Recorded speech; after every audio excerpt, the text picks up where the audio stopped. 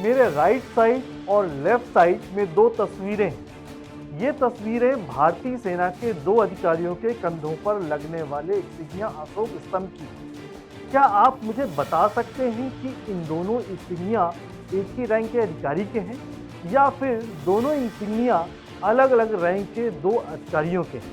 यदि आपका जवाब है कि दोनों इंसिग्निया एक ही रैंक के अधिकारी के हैं तो आपका जवाब गलत है। नमस्कार, सेना से जुड़ी नई और रोचक जानकारी के साथ मैं अनूप कुमार मिश्र एक बार फिर हाजिर हूँ नो योर आर्मी में। आज हम आपको बताएंगे कि एक से दिखने वाले दो इंसिग्निया किस किस रैंक के अधिकारियों की वर्दी का हिस्सा है। साथ ही आपको भारतीय सेना का पूरा रैंकिंग स्ट्रक्चर और रैंक इंसिग्निया के बारे में भी बताएंगे। चलिए शुरुआत करते हैं इन दोनों तस्वीरों के साथ।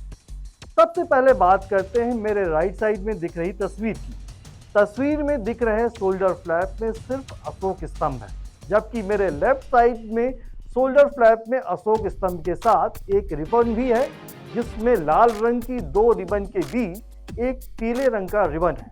मेरे राइट साइड में दिख रहा इंसिग्निया भारतीय सेना में मेजर रैंक के अधिकारी का है, जबकि मेरे लेफ्ट साइड में दिख रहा इंसिग्निया भारतीय सेना में सूबेदार रैंक के अधिकारी यूज करते हैं और दोनों की रैंक में एक लंबा फासला है। चलिए अब बात करते हैं भारतीय सेना के पूरे रैंकिंग स्ट्रक्चर की। भारतीय सेना के रैंकिंग स्ट्रक्चर को officers rank, junior commission officers और नॉन कमीशन ऑफिसर्स में बांटा गया है। आइए सबसे पहले बात करते हैं ऑफिसर्स रैंक।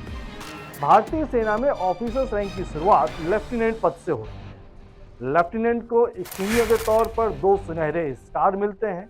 लेफ्टिनेंट से कैप्टन के पद पर पदोन्नत होने के बाद ऑफिसर्स के शोल्डर में एक और स्टार बढ़ जाता है, यानी कैप्टन रैंक के ऑफिसर्स यूनिफॉर्म में इंसिग्निया के तौर पर 3 स्टार्स यूज करते हैं। कैप्टन पदोन्नत होकर मेजर बनते हैं। मेजर की वर्दी में कंधे पर अशोक चिन्ह होता है। मेजर के बाद अगला पद आता है लेफ्टिनेंट कर्नल। लेफ्टिनेंट कर्नल की यूनिफॉर्म में एक अशोक चिन्ह और उसके नीचे एक स्टार होता है। लेफ्टिनेंट कर्नल की पदोन्नति कर्नल के पद पर होती है। कर्नल की यूनिफॉर्म में एक अशोक चिन्ह और 2 स्टार होते हैं। कर्नल के बाद अगला पद है ब्रिगेडियर का।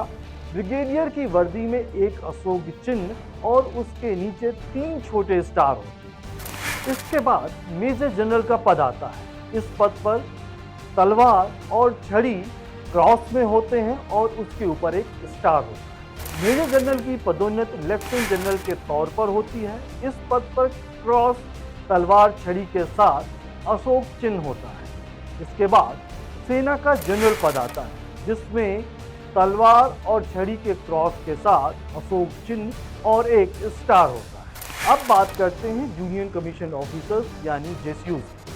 जेसीयू के अंतर्गत नायब सूबेदार, सूबेदार और सूबेदार मेजर के पद आते हैं। सबसे पहले सूबेदार का पद आता है, जिसके कंधे पर लाल बॉर्डर का एक पीला फीता होता है और उसके साथ एक स्टार मिलता है। नायब सूबेदार से वरिष्ठ पद है सूबेदार। सूबेदार रैंक में लाल बॉर्डर के पीले फीते के साथ 2 स्टार शोल्डर फ्लैप पर लगे होते हैं। सूबेदार से वरिष्ठ पद सूबेदार मेजर का है। इस पद में कंधे पर लाल बॉर्डर के पीले फीते के साथ एक अशोक चिन्ह होता है। अब बात non commission rank. Non commission rank में सबसे पहला पायदान है भारतीय सेना की नींव सिपाही।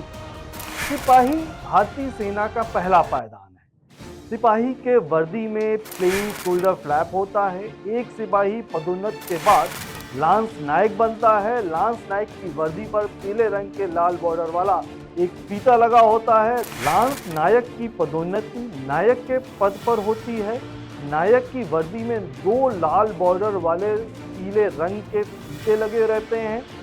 नायक के बाद अगला वरिष्ठ पद आता है हवलदार का। हवलदार की वर्दी में रेड बॉर्डर वाले 3 पीले रंग के फीते होते हैं। इसके बाद पदोन्नति कंपनी क्वार्टर मास्टर हवलदार के तौर पर होती है। इस पद की वर्दी में कंधे पर लाल बॉर्डर वाले 3 पीले रंग के फीते के साथ अशोक का चिन्ह भी मिलता है। यह थी बात भारतीय सेना के रैंकिंग स्ट्रक्चर और इंसिग्निया की। नो योर आर्मी में अभी के लिए सिर्फ इतना ही। जल्द ही आर्मी से जुड़ी एक नई जानकारी के साथ फिर हाजिर होऊंगा। तब तक के लिए दीजिए इजाजत। नमस्कार।